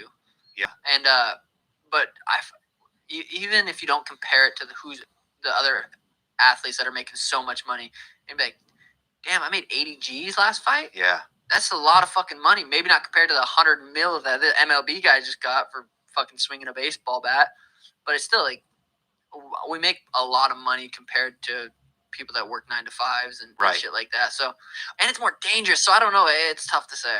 It's really dangerous. I mean, I feel like it's about to change. Hopefully. Do you get that feeling, Nick, that it's about to change, that you guys are about to start getting paid more? You guys, I'm not one of them, but You are. I'm sorry, man. But I just know Nick loves the sport. No, yeah. But yeah. I just don't see a union ever happening because for guys, the most influential guys in the sport, like Sean and Conor and John, it doesn't make sense. It kind of puts a cap on what they can make. It really only helps those lower tier guys, and it's like it's easy for me to say, but yeah, fighting's kind of a choice. No one's guaranteeing you. I disagree. The pay-per-view. A union would help even the top tier stars, because what happens is once the top tier stars start to set a precedent for how much money they can make, it's a trickle down effect. So the next person that rises in popularity now can look at what this guy is making and demand the same thing. And the only way that can happen is if there's a union that sets a low number, that the lowest you can make, say like Sean O'Malley just pictured here. That's UFC up-and-coming star Sean O'Malley. I believe he fights in the featherweight division, which is 145 pounds. I believe that's where he's fighting at right now. That's the same division that Conor McGregor came out of or started his UFC career with. The amount of money but part of the issue is that really, the UFC didn't have a major world star until Conor McGregor hit the scene. Yes, there were popular guys in MMA. There were guys who, the people knew. But I'm talking about the casual fan, like the person who knows nothing about boxing knows who Muhammad Ali is and Mike Tyson is. If they haven't even watched one fight in their life, they know who Muhammad Ali is and Mike Tyson is. If a person has never thrown a kick or never went to a martial arts gym or a dojo or took martial arts, knows who Bruce Lee is.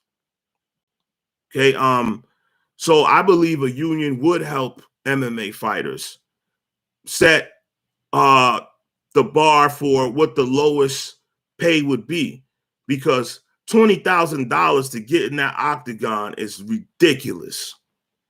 Now, I know Sean O'Malley is playing politics a little bit because he knows Dana White is watching, so he doesn't really want to say anything to piss the UFC brass off because he's not Conor McGregor. He doesn't have that kind of cachet. He hasn't won a world title yet in the UFC. Part of the issue is, like I said, the UFC didn't have a major world star until Conor McGregor. They had John Bones Jones there. They had Anderson Spider Silva there. They had GSP, George St. Pierre. And they've had Chuck Liddell, Tito Ortiz, and so on and so forth. But none of these guys were world stars, at least not to the casual fans. Conor McGregor is the first MMA fighter to become a world star amongst casuals. People that don't even follow mixed martial arts have heard of Conor McGregor. And that's because of his huge personality and his willingness to do anything to sell a fight. So he became the UFC's main cash cow. But now everybody else, the numbers are not there as far as pay-per-view numbers or interest generated. But that being said, $20,000. I mean, well, it all depends too how many fighters are on that card. Remember, the UFC might put on 15 fights in one night. They even have a prelim and then the main card. So between the prelims and the main card, they might put on 15 fights, right? So if that's 15 fights, that's 30 fighters, right? They have to pay 30 fighters off of one pay-per-view. Now, are they completely honest with their pay-per-view numbers that they read off? The gate was this, the pay-per-view buys were this. When they talk about the gate, they're talking about how many people came to watch the fight live in the arena. When they say read off the gate numbers, are they making enough to pay more than that? The UFC stay afloat with licensing and finding venues to host events.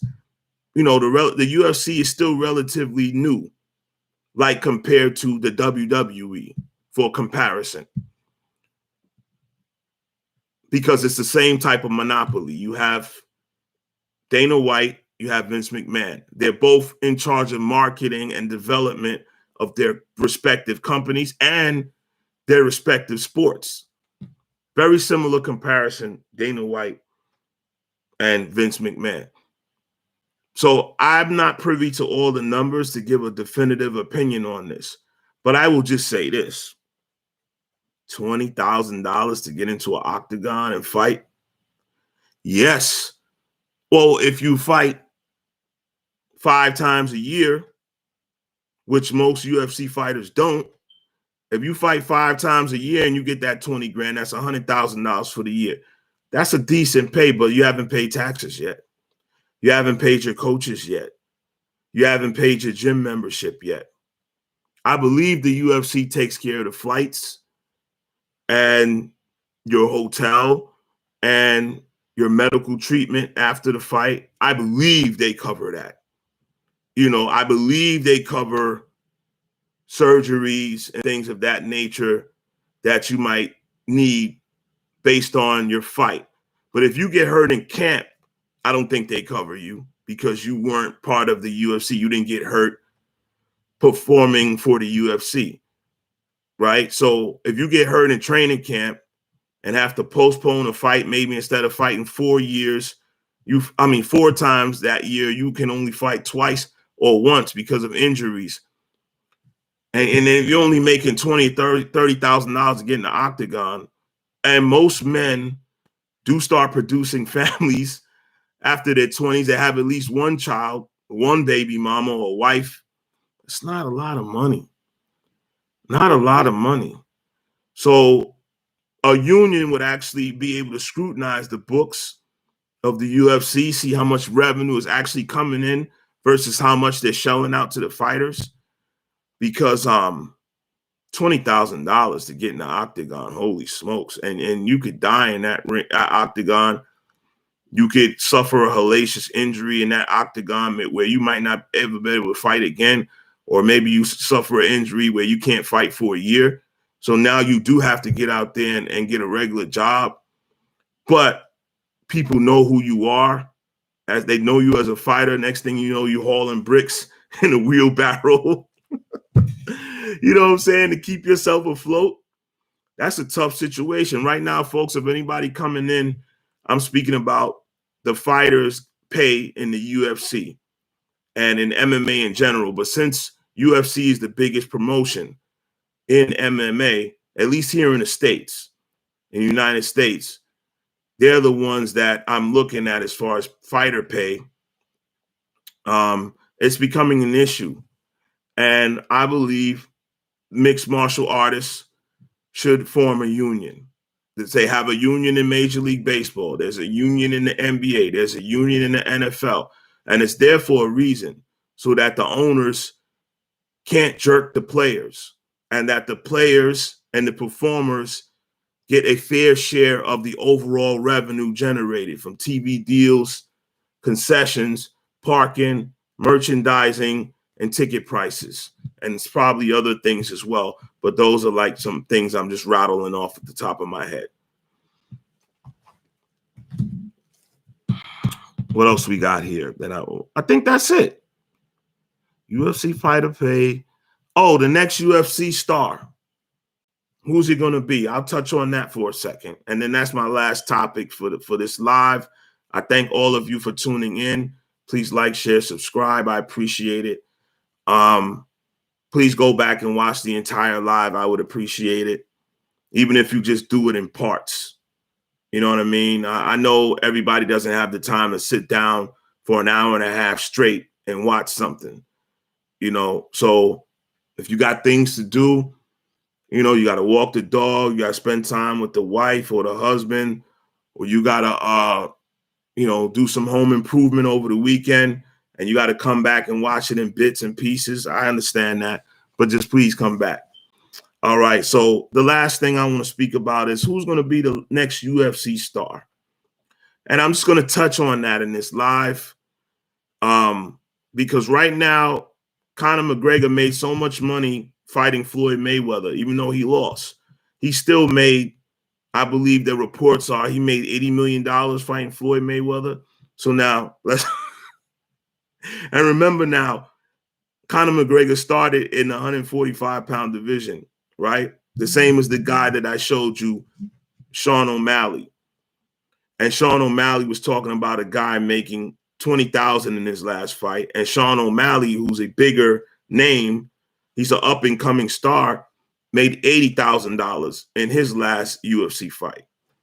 $80,000, $80 million for Conor McGregor fighting Floyd Mayweather in a boxing match, not in a MMA fight.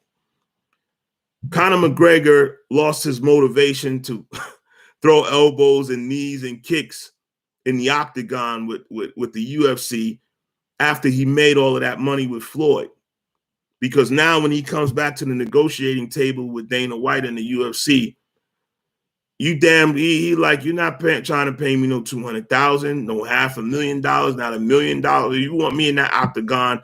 I need ownership rights for the pay-per-view. I need some of that back-end money. I need a percentage of those pay-per-view buys. I need to put my liquor, my whiskey brand, Proper 12, right in the goddamn middle of the octagon. You got to make all kind of concessions for me to come back because I got $80 million sitting in the bank. He started Proper 12, and that became the most popular whiskey and the most popular up-and-coming liquor brand in the market. And he has other things going on as well, business-wise, to where they say Conor McGregor is easily right now worth close to, they say $100 million, but let's just cut that in half and say conservatively Conor McGregor is worth $50 million. That's still more than any other fighter in UFC history or MMA history.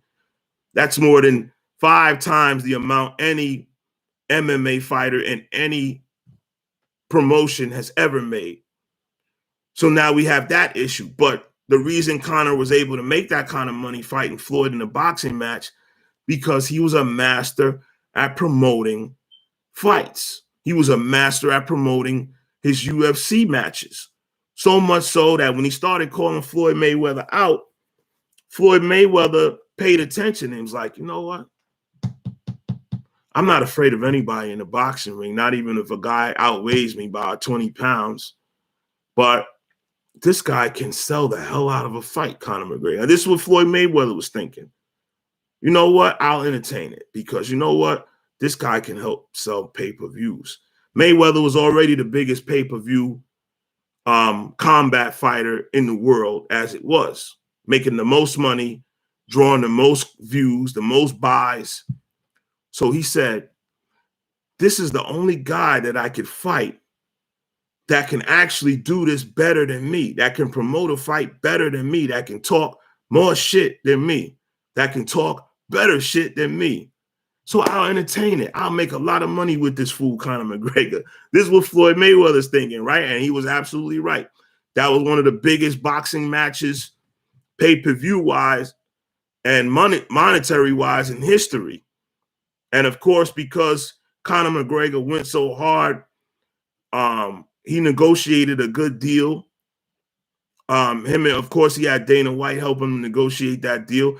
I don't know if the UFC benefited monetarily from that fight. They probably did. Of course, they probably, in order for them to release Conor McGregor out of that deal, or not out of his deal, but to allow him, because he's under contract with the UFC, to go fight Floyd, I'm pretty sure Dana White had some kind of hand in it, and maybe some kind of hand in maybe it was a co-promotion thing between the UFC and Floyd's people and Showtime.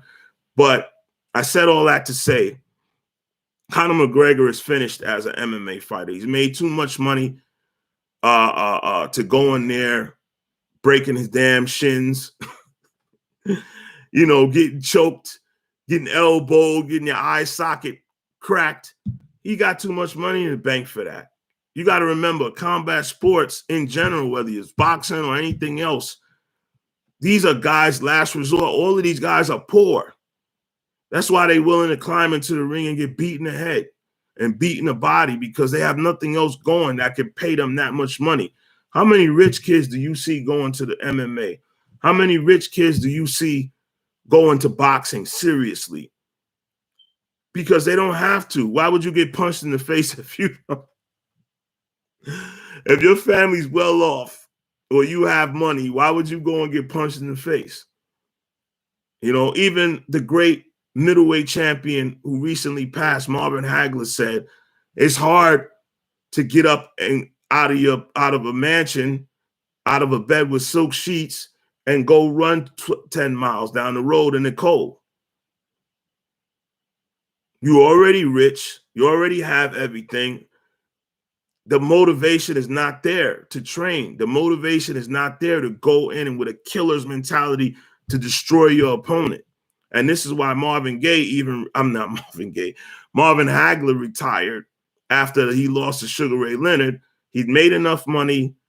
He decided he just wasn't motivated to train anymore, to punish his body and do what you have to do to be a professional fighter. So this leads us back to Conor McGregor. He's sleeping in silk sheets. He's driving $500,000 cars. He's got several mansions. He has places in Ireland and in the States. He has businesses that are thriving. Number one, his Proper 12 whiskey brand. So he's out of the picture as a UFC star. Can he draw pay-per-views? Yes. But Dana White knows he's no longer motivated to really, really go in there and kick ass. He's rich, where all the other UFC fighters could only dream of acquiring the money Conor has acquired. You just heard, if you didn't, you can go back and watch. Up and coming star Sean O'Malley said he made $80,000 for his last fight. There was a guy who has a lesser name and lesser cachet. The average UFC fighter that you see on them prelims and undercards made $20,000 for a fight.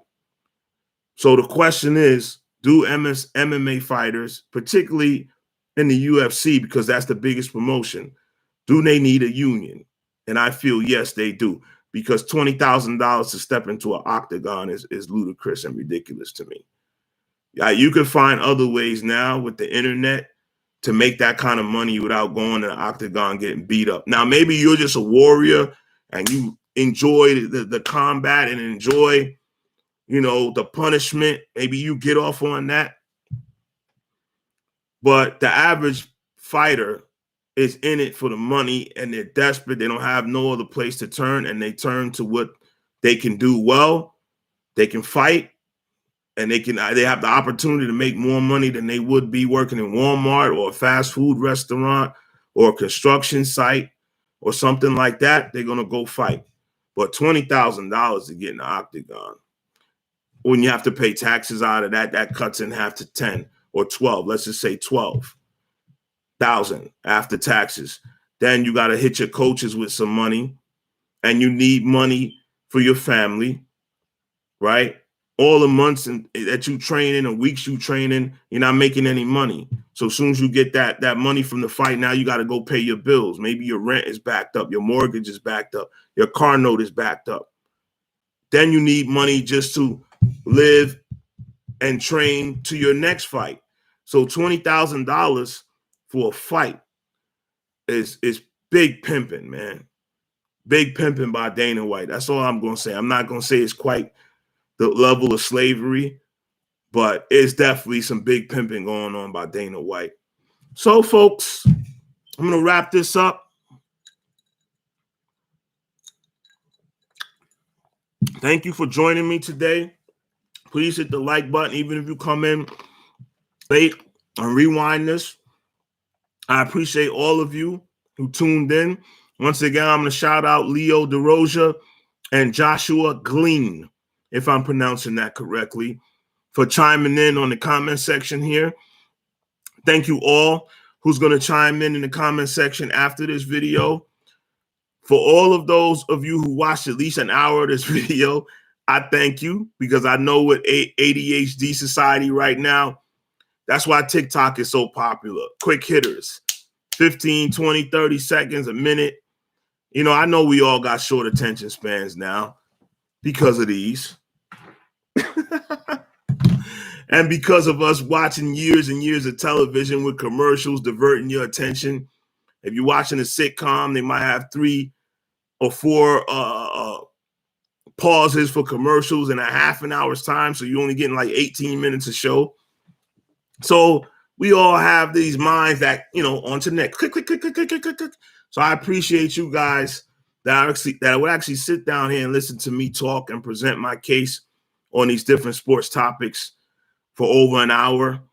I appreciate you guys. But like I said, if you don't want to watch it all at once, please go back and watch it bit by bit. Even if you go back and watch 10 minutes at a time. I appreciate you guys. In the future, I will put up a WhatsApp number when I get more people watching it live, where you'll be able to call in and speak to me and speak to the viewers. I thank you all. Everybody that I argue with and debate with in the comment section, everybody who agrees with me or disagrees with me, I appreciate you all. Right? Please enjoy your weekend. Sunday here is football Sunday, October the 24th. Enjoy your week. I hope you have a productive week going forward. And I'll be back here tomorrow or the day after, but I'll try to be back here tomorrow. Hell, I might be back here tonight if this Red Bull keeps me tweaking. If this Red Bull keeps me tweaking and I can't sleep, which has happened several times. Because I'm not smoking marijuana anymore. I don't drink alcohol. I don't sit down and have big old plates of food anymore, right? So the end result of that is, guess what? More energy, bouncing off the walls. I'm laying down like this, tossing and turning from side to side. You know what I'm saying? So I might come back. If I can't sleep, I'll come back tonight with something if I'm passionate about it. I don't drum up passion, guys, so that's why I may not go live every day or put out videos every day, because I'm not like fake YouTubers out there that drum up fake passion. Some of them are the passion is real, but a lot of them, they drumming up passion for views and likes. I don't do that. If I speak on something, I'm going to be passionate about it, or else why do it? You know, I'm not just going to force myself to get on here and talk just to talk. Once again, I will be doing more motorcycle content in the future. For those of you that are interested in my motorcycle content, right now I have a Ducati Monster motorcycle. I have an e-bike from Leon Cycle, right?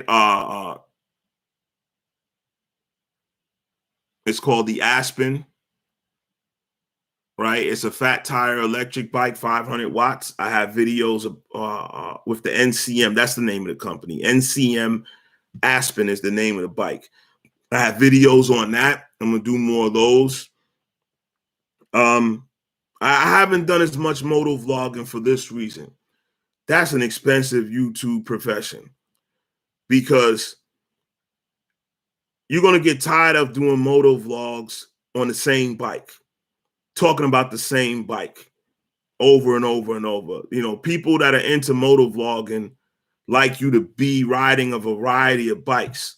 And you either have to have the money to have a variety of bikes, swapping bikes out every month or two, you know, or you have to have access to a dealer that'll allow you to take different bikes out, or you have a lot of buddies that have bikes and they allow you to take their bike out and do a video on their bike, right? So right now, I don't have either one of those things going on. So I just have my Ducati. It's my first motorcycle. It was a bucket list thing. I'm in my mid-40s, so I had to have a motorcycle before I die, and I'm glad I made the choice. I enjoy riding it, but I have to rig up my helmet, and then I have to buy an Adobe editing program. It's much more complicated to moto vlog, and it's much more costly to be a successful moto vlogger than it is to do this. So this is why I haven't done a whole lot of moto vlogs, if you guys must know. But I will get my moto vlog game together soon as I, and provide more content. So anyways, I thank you all. We coming up on the 2-hour mark. I know you guys out there with ADHD ain't sitting down and watching nothing for 2 hours, not even a damn movie.